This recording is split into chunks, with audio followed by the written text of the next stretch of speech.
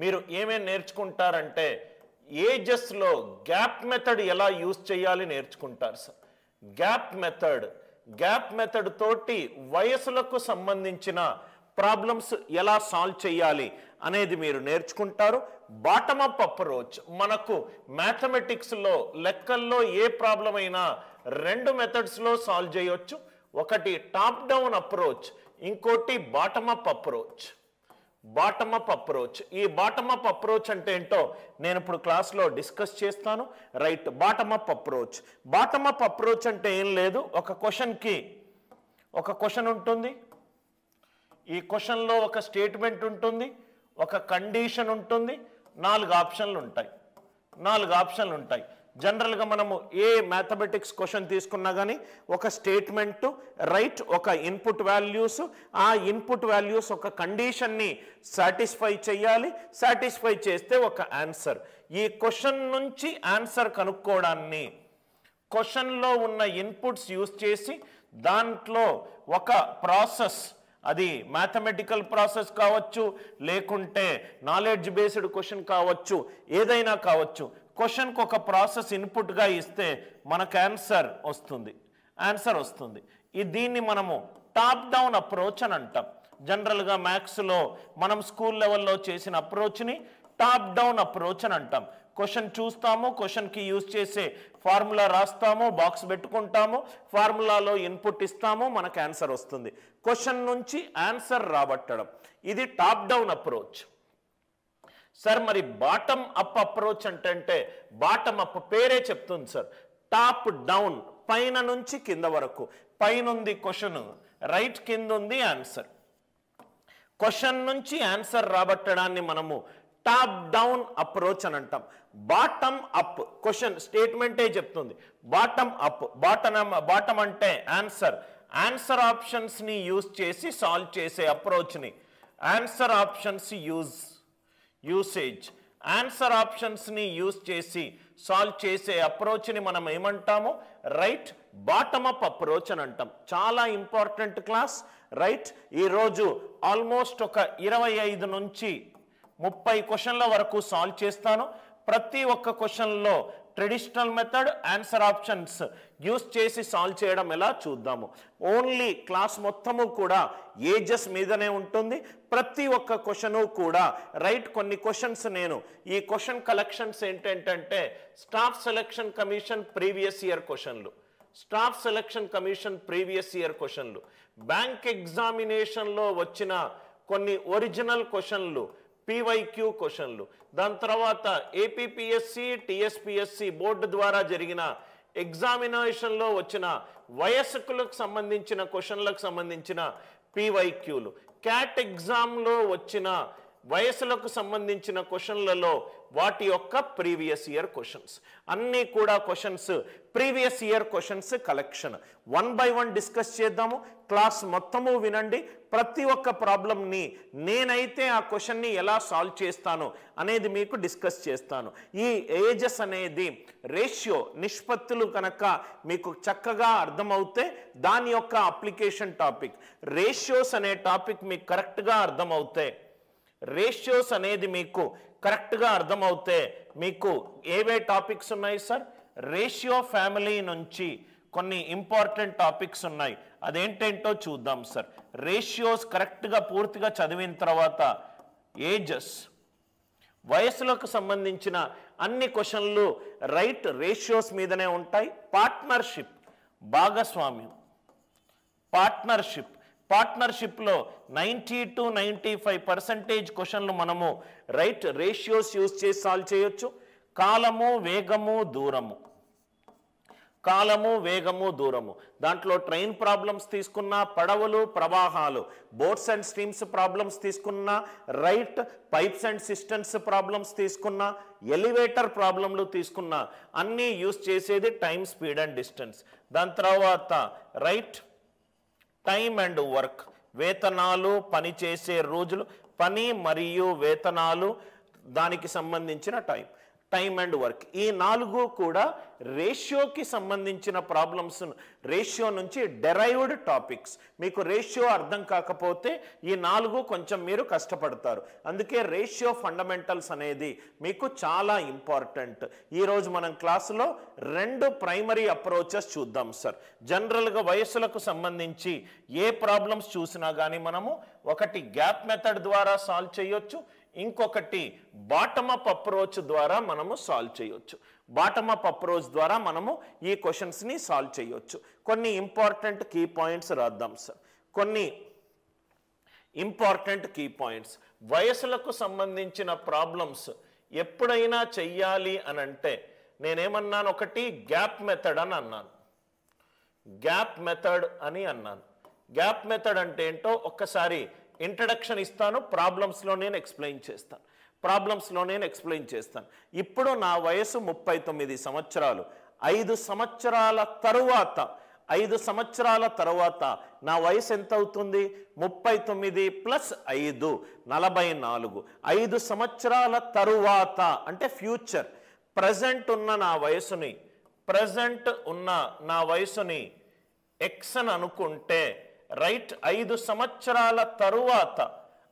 సంవత్సరాల తరువాత ఉన్నదాన్ని ఫ్యూచర్ అని అంటాను. అంటే జనరల్గా తెలుగులో మీకు 5 సంవత్సరాల తరువాత, 5 సంవత్సరాల ముందు, తరువాత అంటే ప్లస్ చెయ్యాలి. తరువాత అని అంటే ఫ్యూచర్ అంటే ఎక్స్ ప్లస్ డెల్టా. ఏదైతే మనకు ఏజ్ ఇస్తాడో అది ఇక్కడ రాయాలి. నా వయసు 38 సంవత్సరాలు. 2 సంవత్సరాల ముందు అంటే పాస్ట్ గురించి మాట్లాడుతున్నాను. పాస్ట్ అంటే 2 సంవత్సరాల ముందు కాబట్టి ఎక్స్ మైనస్ డెల్టా. ఈ డెల్టా అనేది ఏంటి సార్? చేంజ్. 2 సంవత్సరాల ముందు ఇవ్వచ్చు, 3 సంవత్సరాల ముందు ఇవ్వచ్చు, 8 నెలల ముందు ఇవ్వచ్చు, 12 సంవత్సరాల ముందు ఇవ్వచ్చు, ఏదైనా ఇవ్వచ్చు. Past, present, future. ఎప్పుడు మీరు వయస్సుకు సంబంధించిన ప్రాబ్లమ్ సాల్వ్ చేసినా కానీ ప్రెజెంట్ మధ్యలో రాయండి. పాస్ట్ అంటే ఎక్స్ మైనస్ డెల్టా, ఫ్యూచర్ అంటే ఎక్స్ ప్లస్ డెల్టా. ఫ్యూచర్ అంటే ఇంగ్లీష్లో మీకు సింపుల్గా చెప్పాలి అని అంటే, మీకు ఇంగ్లీష్ మీడియం స్టూడెంట్స్ అవుతే ఆఫ్టర్ 4 ఇయర్స్ అన్నా రైట్, ఆఫ్టర్ 4 ఇయర్స్ అన్నా, 4 ఇయర్స్ ఎహెడ్ అన్నా, ఎహెడ్ అంటే ముందు, ఎహెడ్ అన్నా, హెన్స్ ఆఫ్టర్ 4 ఇయర్స్ హెన్స్. ఇట్లాంటి పదాలు మీకు యూజ్ చేస్తే మీరు ఏది యూజ్ చేయొచ్చు? ఫ్యూచర్ అనే దాంట్లో వాల్యూస్ ప్లస్ అని డినోట్ చేయొచ్చు. పాస్ట్ అంటే బిఫోర్ అన్నా, ఇంగ్లీష్ మీడియం వాళ్ళకు బిఫోర్ అన్నా, ఎగో అన్నా, ఇట్లాంటి పదాలకు మనము పాస్ట్ యూజ్ చేస్తాం. ఇలాంటి పదాలకు మనము పాస్ట్ యూజ్ చేస్తాం. ఇప్పుడు గుర్తుపెట్టుకోండి సార్, ఒక చిన్నది. సపోజ్గా ఫర్ ఎగ్జాంపుల్ నా వయసు ఇప్పుడు ఎక్స్ అనుకుంటాను. 3 ఇయర్స్ ఎగో 3 సంవత్సరాల ముందు. ఇప్పుడు నా వయసు 30 సంవత్సరాలు. 3 సంవత్సరాల ముందు, 30కి 3 సంవత్సరాల ముందు అంటే 30 - 3.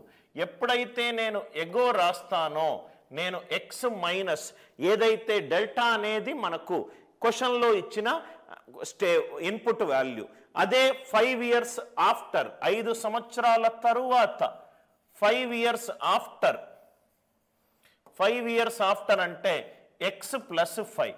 పాస్ట్ ఎప్పుడూ కూడా మైనస్ చేస్తాము, ఫ్యూచర్ ఎప్పుడూ కూడా ప్లస్ చేస్తాం. అంతే కదా సార్? ఫ్యూచర్ ఈ రోజు, ఫర్ ఎగ్జాంపుల్ ఈ రోజు Monday, after 2 days Tuesday, Wednesday ముందుకెళ్తాం కదా సార్. ఈ రోజు మండే, ఎస్టర్డే వాజ్ సండే. గతాన్ని సంబంధించి అయితే మైనస్ రైట్, ముందుకెళ్ళేటప్పుడు ప్లస్ చేయాలి. ఫ్యూచర్కి సంబంధించి ఎక్కడ అడిగినా కానీ ప్లస్ ఏదైతే వాల్యూ ఇచ్చాడో అది యూజ్ చేయాలి. పాస్ట్కి సంబంధించి ఎప్పుడు ఏమున్నా కానీ మైనస్ యూజ్ చేయాలి. ఇది గ్యాప్ మెథడ్కి చాలా బాగా ఉపయోగపడుతుంది. గ్యాప్ మెథడ్ ఎప్పుడు ఈ గ్యాప్ మెథడ్ యూజ్ చేస్తాము? క్వశ్చన్లో పాస్ట్, ప్రెజెంట్, ఫ్యూచరు గురించి మాట్లాడినప్పుడు, క్వశ్చన్లో ఎగో, హెన్స్, కరెంట్ ఏజ్ ఇట్లాంటి స్టేట్మెంట్స్ ఉన్నప్పుడు గ్యాప్ మెథడ్ మనకు బాగా ఉపయోగపడుతుంది. గ్యాప్ మెథడ్ మాత్రము మనకు బాగా ఉపయోగపడుతుంది. Are you all with me? ఇది ఫస్ట్ థింగ్. దాని అప్లికేషన్ నేను ప్రాబ్లమ్స్ చెప్పేటప్పుడు చెప్తాను సార్. గ్యాప్ మెథడ్ గతము, తరువాత, ప్రస్తుతము, ఈ మూడు అని అంటే present, past and future. Present, past and future.